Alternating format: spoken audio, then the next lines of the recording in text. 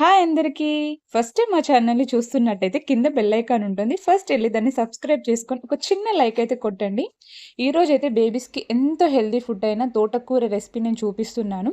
ఇక్కడైతే నేను quantity of moong dal and rice తీసుకున్నాను. అండ్ మీ బేబీస్ ఎంత క్వాంటిటీ తీసుకుంటారో మీకు తెలుసు కదా! అంత క్వాంటిటీ తీసేసుకొని మంచిగా 2 టైమ్స్ వాష్ అనేది చేసుకోవాలి. దెన్ ఆఫ్టర్ కొంచెం వాటర్ పోసేసి పక్కకు పెట్టుకుంటే కొంచెం సోక్ అయితే కుక్ అవ్వడానికి ఈజీగా ఉంటుంది. ఇక్కడ నేను ఎల్లిపాయ, టమాటా, ఉల్లిగడ్డలు అండ్ ఆవాలు, జీలకర్ర అండ్ ఎక్కువ క్వాంటిటీ ఆఫ్ తోటకూర తీసుకున్నాను. సో దట్ తోటకూర రెసిపీ కాబట్టి తోటకూర ఎక్కువ క్వాంటిటీ ఉంటే చాలా బాగుంటుంది అండ్ టేస్టీగా ఉంటుంది. బేబీస్కి తోటకూర ఇవ్వడం చాలా అంటే చాలా మంచిదండి. ఎందుకంటే అందులో protein, fibre, iron and antioxidant and vitamin C ఉంటుంది కాబట్టి బేబీస్కి ఇది ఖచ్చితంగా అంటే ఖచ్చితంగా ఇంట్రడ్యూస్ చేయాలండి. అండ్ 6 మంత్స్ బేబీస్కి అయితే పొడిగ్రీ లాగా మంచిగా చేసి మంచిగా గ్రైండర్లో చేసేసి పెట్టేసేయాలి.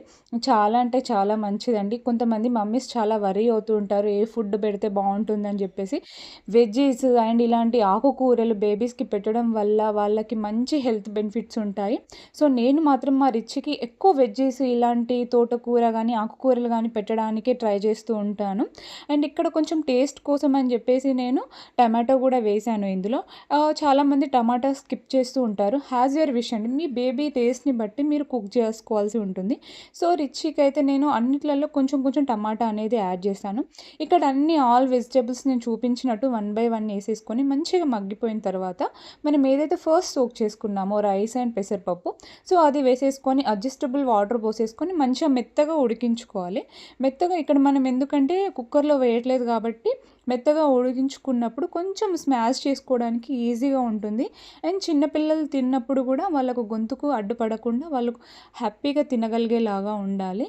సో అడ్జస్టబుల్ వాటర్ పోసేసుకొని ఇదిగో నేను చూపిస్తున్నాను కదా, ఇలా కుక్ అనేది చేసుకోవాలి. దెన్ ఆఫ్టర్ నేను ఇక్కడ స్మాషర్తో ఇంకా స్మాష్ చేసేసుకోవడమే. ఆల్మోస్ట్ రెసిపీ అయితే డన్ అండి. నేను మీకు వీడియోలో చూపించినట్టు 1 బై 1 అన్నీ మీరు చేసుకోండి. వన్స్ ఈ రెసిపీ ట్రై చేయండి. చాలా అంటే చాలా బాగుంటుంది.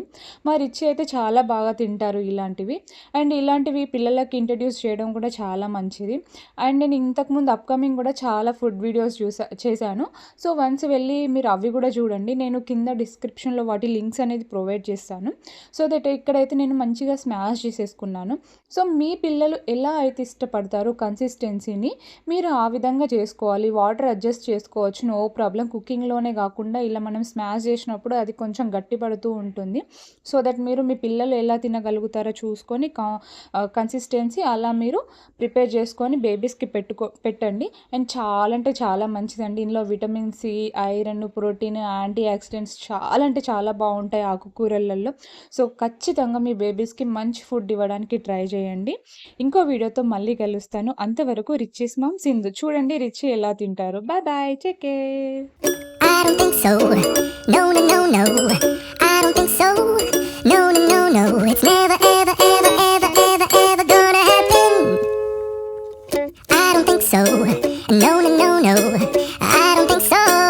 No, no, no, no. It's never, ever, ever, ever, ever, ever gonna happen. I don't think so. No, no, no, no. Never.